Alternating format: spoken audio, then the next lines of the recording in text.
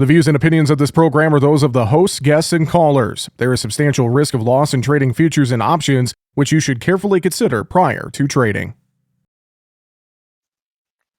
Well, to take a look at Thursday's market action, not a great day in the grain and oilseed trades, soybeans in particular, with some heavy losses there. It was a good day across the livestock, though. Cattle and hogs finding some good triple-digit strength, a nice rally that I think we really needed to see one there in the livestock trade. So let's talk about it. Joining us now for a conversation as we recap Thursday's market action and more, Brian Doherty, Senior Market Advisor at Total Farm Marketing.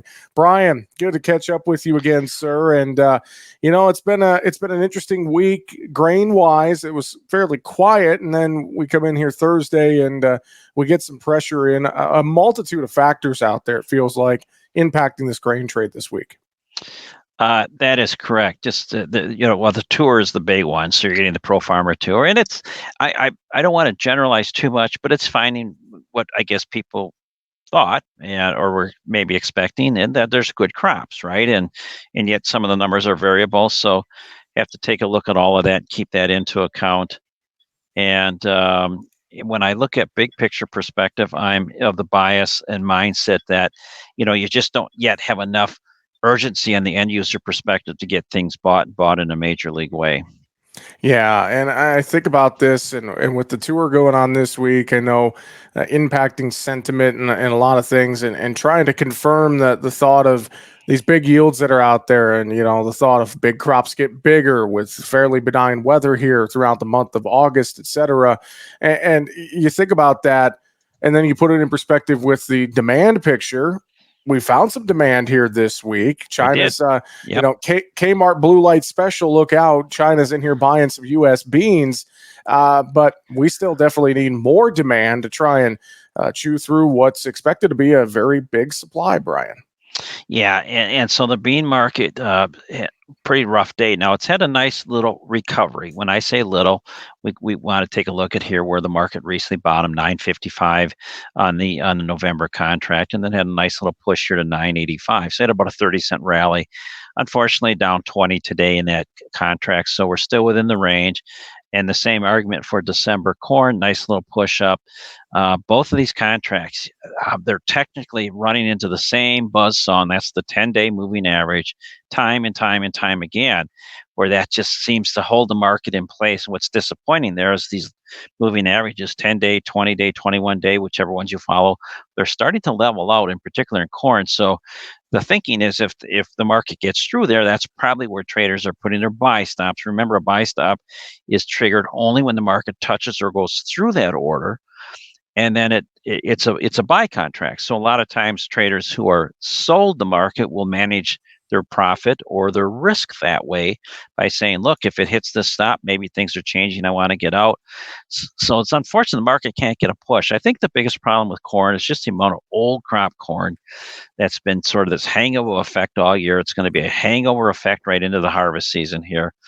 And it's just the corn that farmers have to move, and they have it in their hands. And the old adage is that when farmers are holding inventory, it's rough to get bull markets. You just don't get bull markets when farmers are holding a lot of inventory. And that's really been plaguing the market all year, is the amount of corn that farmers have held. And in part, if you think about that, when you do get rallies along the way, there's an army of farmers out there. So there will be a certain percentage that are always selling rallies or need cash or need logistically to move it. So it just gets really tough to sustain an uptrend in that type of market. And that's what we've been dealing with all year and probably continue to deal with, because we're not seeing anything in the news wildly different. We didn't see anything so far in the Pro Farmer Tour that said, man, this is a shocker, how low it is in this area. We're not seeing any of that.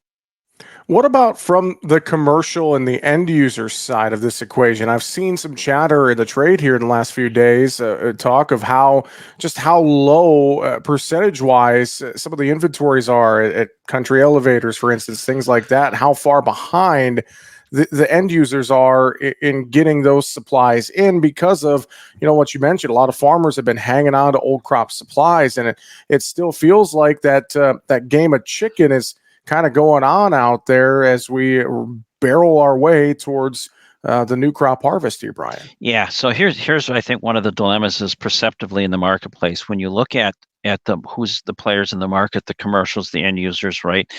The dairy market's had a good run lately, but that didn't start until April. The live cattle market had a good high level, but so are feeder prices at a high level, and they've come down. So when you kind of look at the end users domestically, the margins haven't been all that crazy great. Look at the hog market. And you look, if you're a hog producer, you're looking ahead to December contract, $20 discount to where the cash market currently is, or the cash index. So I think what's happened is you develop this pattern of, well, there's ample supply and inventory. We're not really seeing any weather that's a game changer, so they stay buying hand to mouth. Now we are starting to see, to your point, export sales. We saw a number of them today sort of start to surface. So you've got good prices and good bargains, but you still don't have a catalyst that says we want it at all costs. We just want to get. We can't afford to wait around any longer to buy into this. And so I've always made the argument that in the marketplace, markets move on perception. The perception is there's plenty of near-term supply coming. But I think markets and things in human life, people take activity when there's pain. They learn from pain. There's no pain on the end user perspective right now. So they're buying as needed. They've heard over and over farmers have a lot of corn. They've heard over and over Brazil had a big bean crop, and there's plenty of US, more acres of beans. So there just hasn't been a catalyst weather-wise or something else from a supply shock perspective to really encourage them to say, okay, we need to jump in and buy in an aggressive fashion. It's on sale. You and I think we're humans. It's on sale. You want to buy more. But when you're a buyer, you're going, well, why do I need to buy more? Because it's been getting cheaper all along. So I think that's the mindset of the marketplace right now. We've talked about this before. This is why bull markets have long tails. We produce a little more supply, and the end user takes a different form of buying. What about your thoughts on this Canadian rail stoppage issue? That's being talked about here quite a bit this week, and obviously the lockout starting at midnight Eastern on Thursday morning with Canadian National and CPKC. All their shipments stopped across the U.S.-Canadian border. All the rail traffic in Canada stopped, although their lines that they operate in the U.S. and Mexico are still operating. But a lot of folks in agriculture worried about this and hoping for a quick resolution. Do you feel like that's having any impact in these I do. I think markets? that's part of this market environment, right? So you got kind of a 1-2 punch here. You got a Pro Farmer Tour kind of confirming things. You got good weekly crop ratings on Monday, so the crop itself is probably okay to pretty good. The idea of the uncertainty, again, it's another uncertainty, and a lot of traders don't like uncertainty, especially if it looks like the uncertainty could lead to more supply or a backup of supply. And it's just problematic. And I got to think that's what's behind the wheat market right here, primarily because it sure isn't a high dollar. The dollar's been on a real sharp decline. And, all else being equal, the dollar 5-6% lower than it was not too long ago. That's a big change when you start talking about $5. That's 25 cents a bushel, all else being equal. So it certainly is I think a big problem because nobody knows. Nobody knows how long this will last. We'll assume that it'll be days, weeks, Mm-hmm. but who knows? I want to be careful. I choose my words. There were no end to the pundits out there who felt they knew exactly how long or about how long this Ukraine Russia war would last. Weeks, days. It'd be over in 2 weeks. It'll be over. And look at it's still raging, still moving. So these things, nobody knows until they play themselves out. And I think about this, the longer this rail stoppage goes on and we get to harvest or we get to fall fertilizer season with potash coming in from Canada to the US is so Absolutely. huge. So depending on how long this goes, I think it could capitulate on itself. I wonder too, and I haven't looked at basis, for instance, in the upper Midwest and the Northern Plains, but I wonder if this could have some impact on basis in some of the northern regions here potentially with this stoppage of cross-border traffic. Absolutely.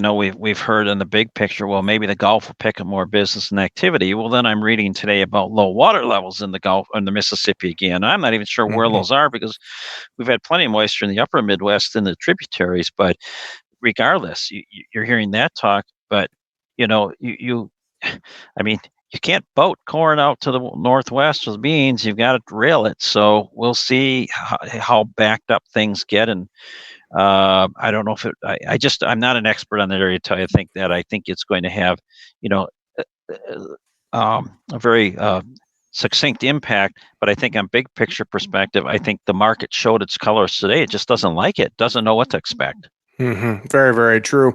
You mentioned the dollar being on a downtrend, and I look at the outside markets this week too, real quick. I know we got the Jackson Hole meeting. We're gonna get some comments there Friday afternoon, but you got kind of a quiet week. It's felt like in the outside markets in general, with the exception of that dollar moving lower, which is beneficial. Could create some tailwinds here for the grain and livestock trade potentially, Brian. Yeah, it sure could. That's a big picture perspective. One of my jobs is to be informed, just like yours, and read a lot, gather news, and gather information, be a filter to my customers. And so we've always kind of contended, or I've contended, that the dollar is the swing vote, all else being equal. So the swing votes in favor of increased export activity when the dollar weakens like this. Now, it may have a ways to go to really have impact, but it's certainly headed in the right direction. But I think also, you can argue all the reasons why. Sure, expectations for lower interest rate, but I want to argue it might go a little deeper than that. This uncertainty with the election is real, and I think the world is kind of very cautious on U.S. right now, not necessarily the safe haven. So we'll see what happens there. And I think you look at the dollar and what's happened, then you look at some of these other markets, like you look at gold and how it's skyrocketed as of lately. And there's a lot of shift in money. So when you have a weaker dollar, higher metal prices, the surprising thing is we've got lower hardcore prices for grains. And one does have to wonder if there is a limit to how far they can go down before they become a security. Owning grain is a security issue. But there's enough of it worldwide that still hasn't been exasperated. There hasn't been a move toward it.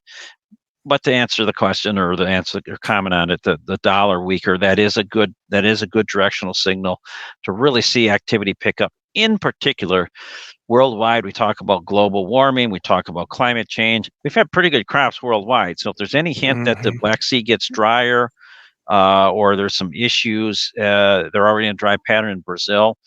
I think we'd be surprised how quick the world will chase commodities just to have them. Very true. Brian, how about that livestock trade? Cattle and hogs both had a pretty good technical type rally, it looked like, on Thursday. And I know it's been a tough few sessions in cattle in particular, but some strong moves here on the board on Thursday. Your thoughts of this protein sector on the day Thursday? Yeah, so let's start with the cattle. So the cattle futures have had a bit of a bump down, or drop off. Good day today, up well over $1, but still down on the week so far. Kind of a tough week. Economic concerns, biggest issue. This jobs number that came out, this revision, really, kind of sends a little bit of a wave through the marketplace. Like, ooh, that's another.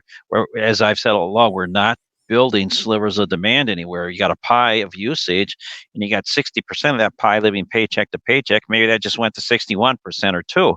You're not building demand. The dollar will help on the export front. Limited supplies will be supportive. Feeders had a nice go today, up $2.50. But big picture perspective, I think we're seeing more a tepid concern about the economy, and the traders thinking, well, we can't move through 190. What's the next level? Maybe bounce back to 180. So supply side, and I'm not too worried. It's the demand side that continues to worry me. But it's a typical kind of day in the complex. So you had cattle up, feeder cattle up. The milk market has been on fire. Limit down today. So I think the trade moves some money out of milk and into the cattle and into the feeder cattle. And the hog complex, I'm still baffled as to the big discount December has held. Now it's really showing some muscle, up $2.40 a day. And all of a sudden, December hogs are at 70.27. But I think last week when we talked, they were, in that 64, and the week before 62. So really picking up some good ground. Very big outside day, good movement. I think money flow back into the meats, not necessarily bullish, but money flow back into the buy side on meats. Yeah, and we'll see if that can hold here through the end of the week. And on cattle, we got an on-feed report too that I know the trade will take a look at Friday afternoon, and that'll impact things next week. Brian, as we wrap up here today, good stuff. What do you want folks to take home this week and remember and reiterate to them as they take a look at their marketing right now? Yeah, this is, I mean, it is what it is. So there's no judgment, browbeating, and all that kind of stuff there. I think, though, every year we try to look back and say, okay, what did we learn? Or after an extended period, what's been learned? And that is when you have a bigger, coming into a year where prices aren't great, but they're not terrible, and you have a bigger carryout.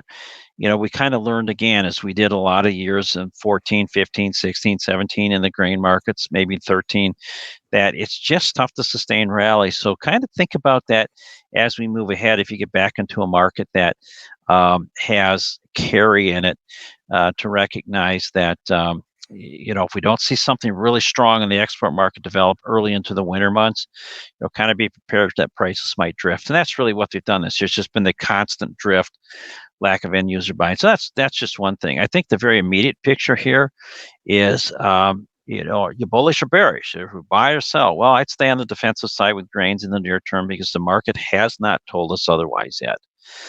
We did have a bullish key reversal on corn on the 12th. That's held. Beans continue to look soft. They both look soft in general. It looks like good yields coming. So stay defensive for right now. Brian, if folks want to reach out to you for a conversation there at Total Farm Marketing, what's the best way to get in touch with you? Phone call would be best, 800-334-9779, or shoot me an email, Brian with a Y at totalfarmmarketing.com. Brian, always appreciate it. Thanks for joining us here on Market Talk. Have a great weekend. We'll talk to you next week. Thank you, Jesse. My pleasure. Thank you. Make sure to subscribe to the Market Talk YouTube channel. You can watch our latest interviews with top market analysts in the country, find bonus content, and much more. It's easy. Just go to youtube.com/@MarketTalkAg and hit the subscribe button. Or you can search for Market Talk Ag on YouTube.